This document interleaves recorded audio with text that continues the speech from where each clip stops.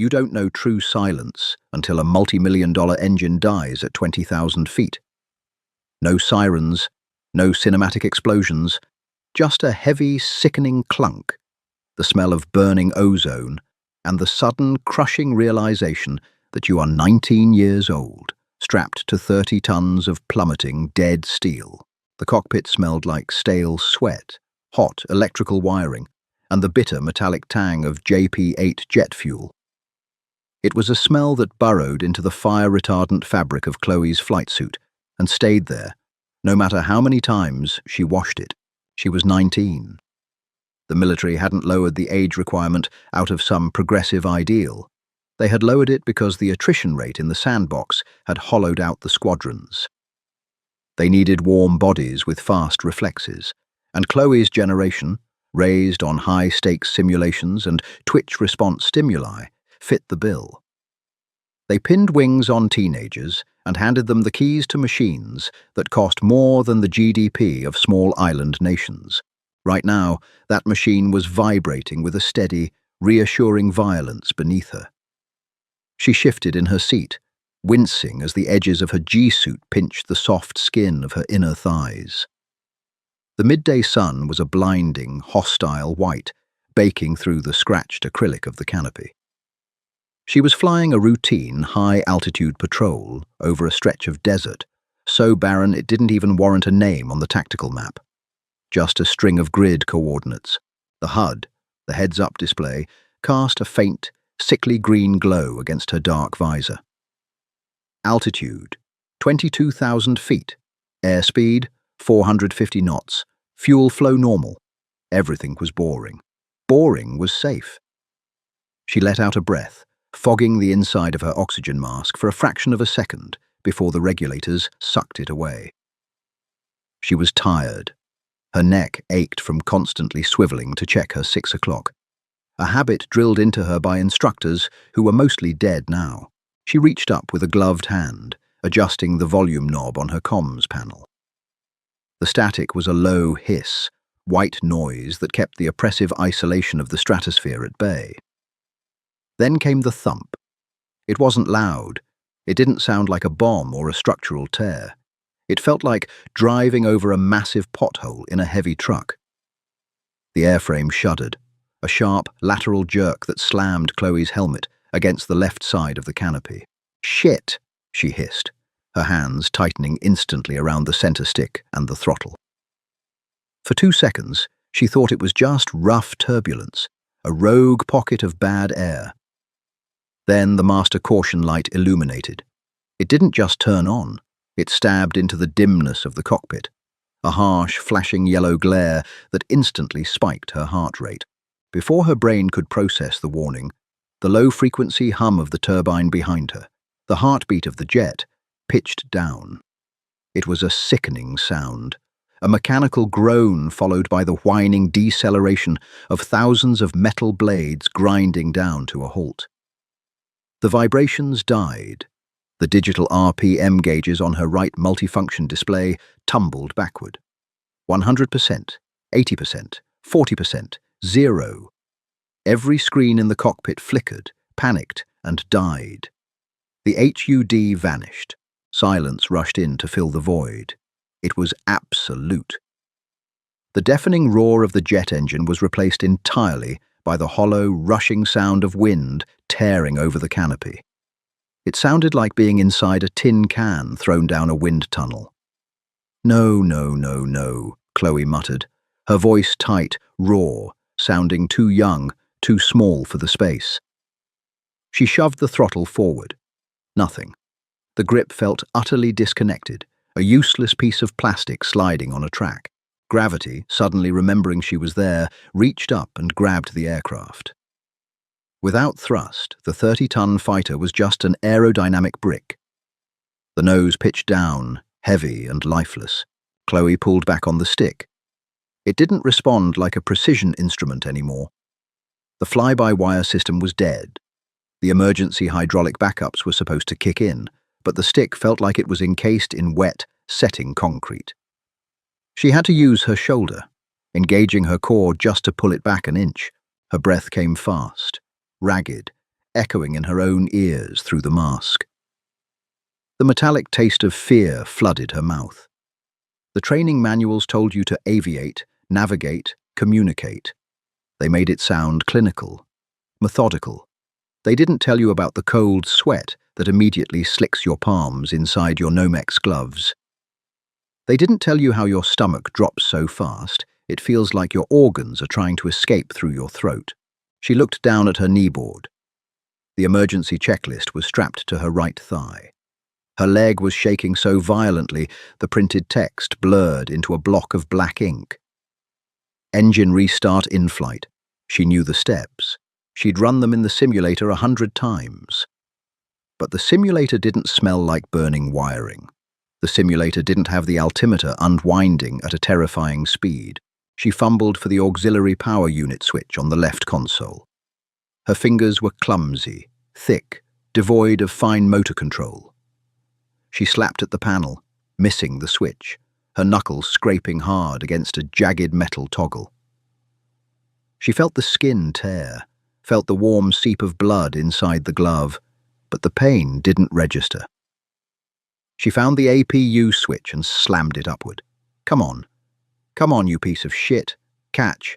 She waited for the secondary whine of the backup generator. She stared at the blank glass of her instruments, praying for the flicker of digital life. Nothing. Just the screaming of the wind outside, and the ragged, pathetic sound of a 19-year-old girl hyperventilating in the dark. She was at 18,000 feet and dropping. Fast. 200 miles away, buried under 40 feet of reinforced concrete in the Tactical Operations Center at Kearney Air Base. The air conditioning units hummed their monotonous, freezing tune. The room smelled of ozone, burnt coffee, and unwashed uniforms. Senior Controller Miller stared at his radar scope. It was a quiet shift. The glowing green sweep of the radar arm wiped in a continuous circle, refreshing the blips of friendly aircraft in the sector. Stray 2-2, Chloe's transponder ping, was a solid block of data at the top of his screen. Then, on the next sweep, the data block vanished. The altitude readout turned to dashes. The airspeed indicator zeroed out. The transponder squawk ceased to exist. Miller leaned forward, his chair squeaking loudly in the quiet room. He tapped the glass of the monitor with a pen, a useless, superstitious gesture. Stray 2-2, Kearney Control, radar contact lost. Say status, Miller said into his headset. His voice was level, professional, the voice of a man who dealt with minor sensor glitches every Tuesday. Only the soft crackle of static answered him. Stray 2-2, Kearney, check transponder. I have lost your squawk. How copy? Nothing. The atmosphere in the room shifted. It wasn't a sudden panic. It was a creeping, cold density that settled over the rows of consoles. 3 other controllers stopped typing. They turned their heads, looking over their monitors at Miller. Stray 2-2, this is Kearney Control. If you hear me, ident.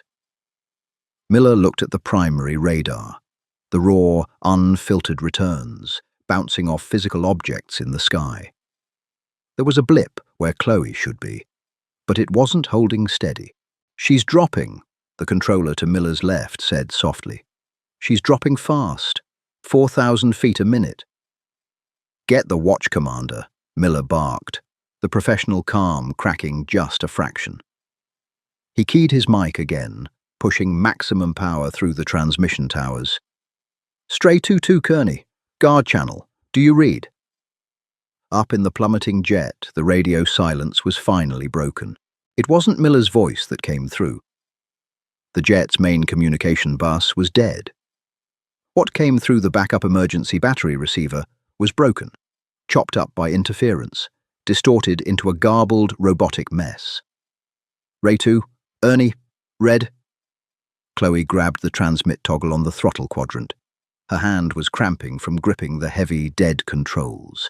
Kearney, Stray 2-2, she yelled, her voice breaking on the second syllable. She sounded panicked. She hated herself for it.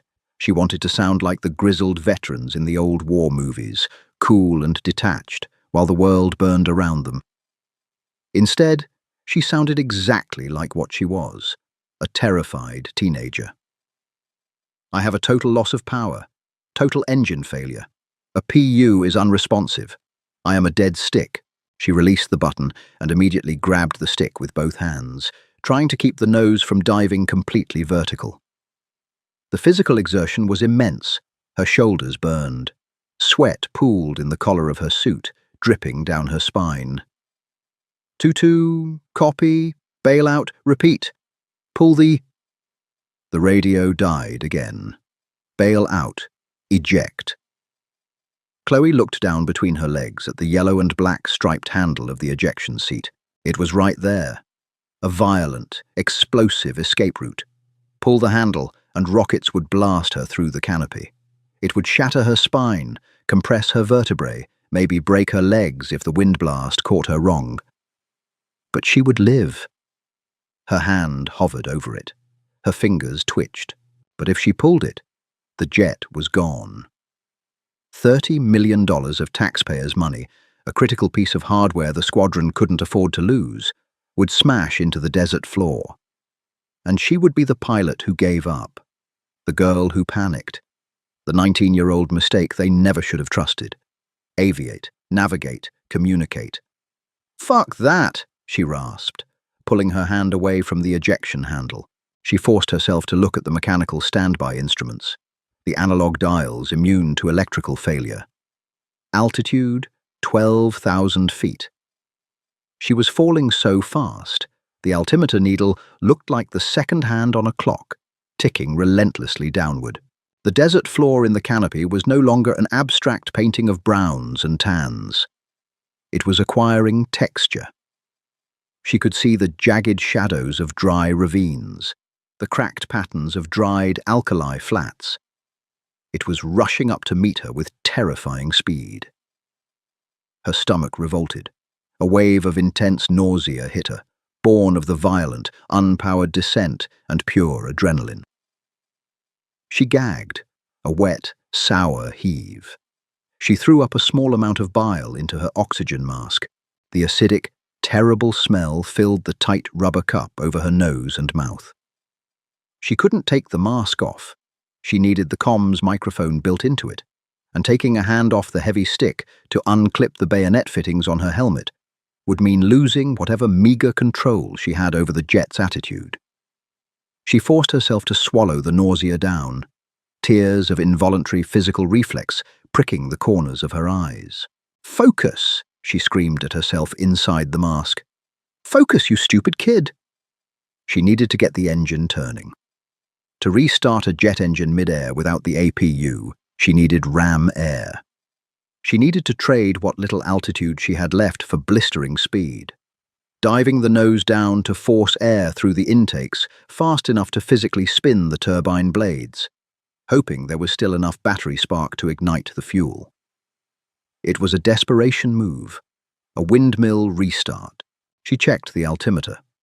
9,000 feet. If she dove now, and the engine didn't catch, she wouldn't have enough altitude left to recover. She would crash into the desert at Mach 1. She wouldn't even have time to reach the ejection handle again. Down in the Kearney Operations Center, the entire room had gone dead silent. No one was typing. No one was drinking coffee. 20 people stood behind Miller's console, watching the primary radar return sink lower and lower.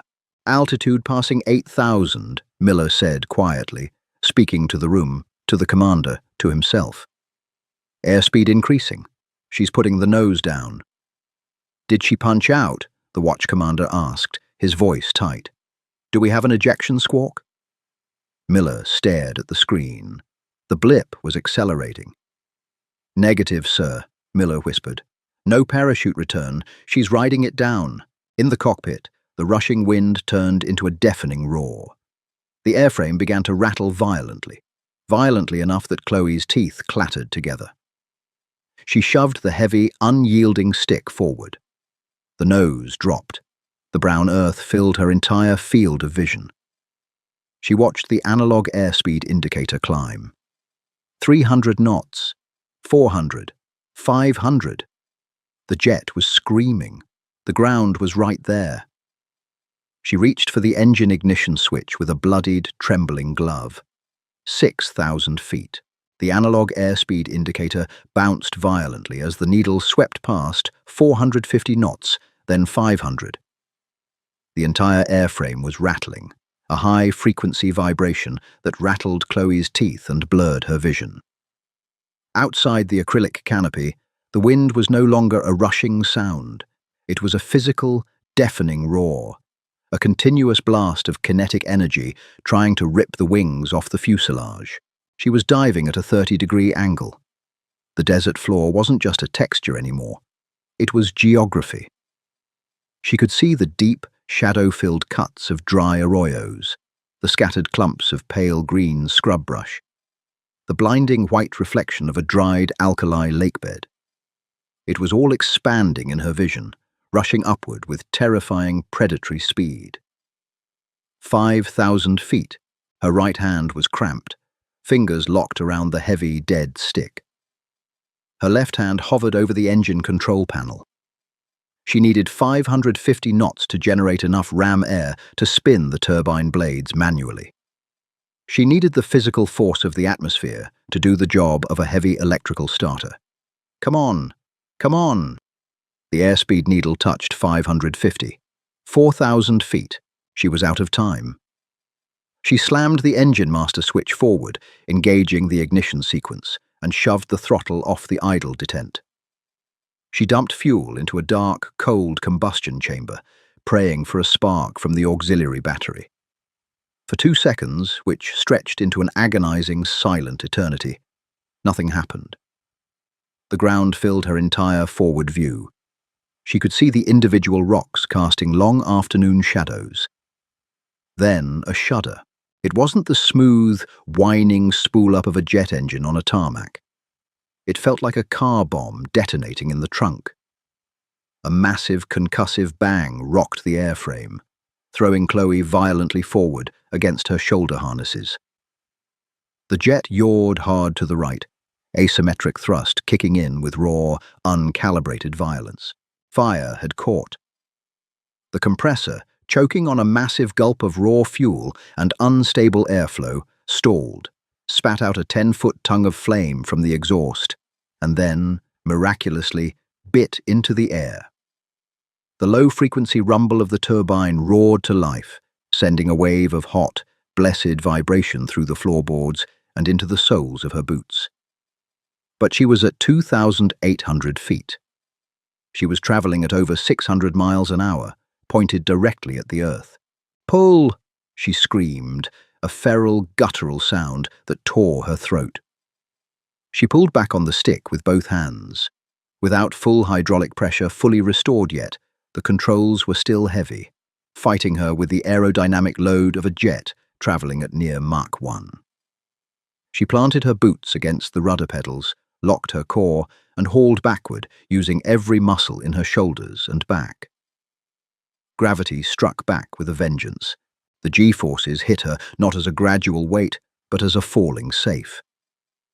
6 Gs, then 7, slamming down on her chest. Her G-suit, starved of bleed air from the only partially spooled engine, inflated sluggishly. It was too late to keep the blood from rushing out of her brain. The color drained from her vision in an instant. The vibrant brown and white of the desert snapped to grayscale, then narrowed into a dark, suffocating tunnel. The edges of her sight closed in, leaving only a tiny, wavering circle of the instrument panel in focus. Her jaw locked shut. She performed the anti-G straining maneuver, grunting in short, sharp bursts, forcing the blood back up into her skull. Hook, breathe. Hook, breathe. Her chest felt like it was caving in. The straps of her harness dug into her collarbones, bruising the skin instantly. Through the tiny grey tunnel of her remaining vision, she watched the analog altimeter. 1,500 feet. 1,000 feet. 800. The nose of the jet clawed its way upward, fighting the momentum of the dive. The airframe groaned, the metal complaining under the sheer, brutal stress of the pullout. She bottomed out at 400 feet. The jet leveled off, skimming the desert floor so low that the massive thrust from the exhaust kicked up a trailing wake of dust and pulverized rock. A mile-long rooster tail of debris across the alkali flat. Chloe held the stick steady, her breathing coming in ragged, wet gasps. The grey veil slowly lifted from her eyes, colour bleeding back into the world. Her whole body was shaking, a deep, uncontrollable tremor that started in her core and radiated out to her fingertips. She tasted copper. She had bitten the inside of her cheek during the pullout, and blood was mixing with the sour, stale taste of vomit still clinging to the inside of her oxygen mask. On the right side of the cockpit, a few digital screens flickered to life. The electrical bus had reconnected. The HUD painted a faint green symbology across the glass. It was a mess of caution lights and warning text. HYD press low, Gen 2 fail, fuel flow error. But the engine RPM was holding at 75%. It sounded terrible. A rough, grinding, uneven roar that suggested the turbine blades had warped from the explosive restart. But it was spinning. It was pushing thrust. In her helmet, the static cracked, loud and sharp. Stray 2-2, this is Kearney Control. We have radar contact. Altitude 400, airspeed 450. Say status. The controller's voice wasn't calm anymore. It was tight, elevated, betraying the 20 seconds of dead air where they all thought they had just watched a 19-year-old die on a radar screen. Chloe reached for the transmit toggle. Her thumb slipped off the plastic twice before she managed to depress it. Kearney, Stray 2-2, she gasped, her voice sounding completely foreign to her, hoarse and thin. Engine is lit. Power is partial. Systems are completely fucked. Requesting immediate vector for emergency recovery. There was a half-second pause on the other end. Copy. Stray 2-2. Turn left heading 090. You are 40 miles from the threshold. Crash crews are rolling. The runway is yours. The flight back to Kearney took 6 minutes. It felt like 6 hours. Chloe didn't climb above 2,000 feet. She didn't trust the engine to hold if she asked for more throttle, and she didn't want to fall from a fatal height if it decided to die again. She babied the stick, making slow, agonizingly shallow turns. The jet handled like a broken grocery cart, wallowing in the air, the controls sloppy and unresponsive due to the crippled hydraulic pressure. The cockpit was sweltering. The environmental control system was dead, and the ambient heat of the desert, magnified by the greenhouse effect of the canopy, pushed the temperature inside over 100 degrees.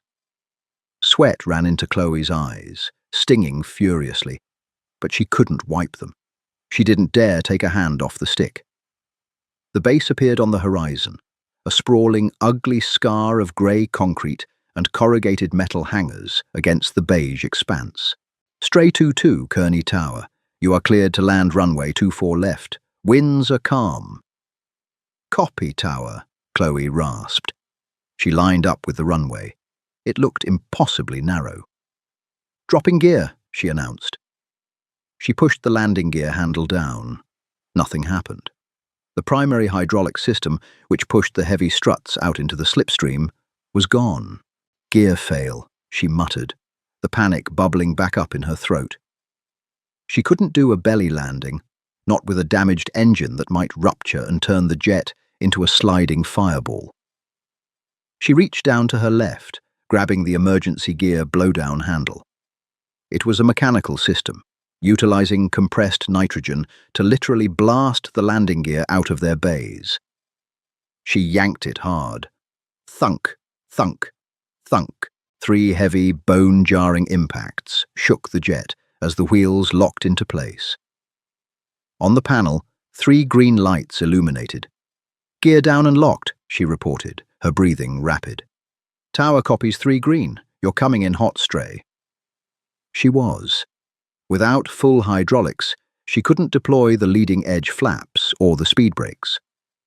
She was carrying 70 knots too much speed, hurtling toward the threshold like a missile. The concrete rushed up to meet her. She flared the nose, pulling back on the heavy stick, trying to bleed off airspeed without stalling. The main tires slammed into the runway. It wasn't a landing, it was a controlled collision. The jet bounced, a violent vertical jolt that slammed Chloe's spine into the ejection seat.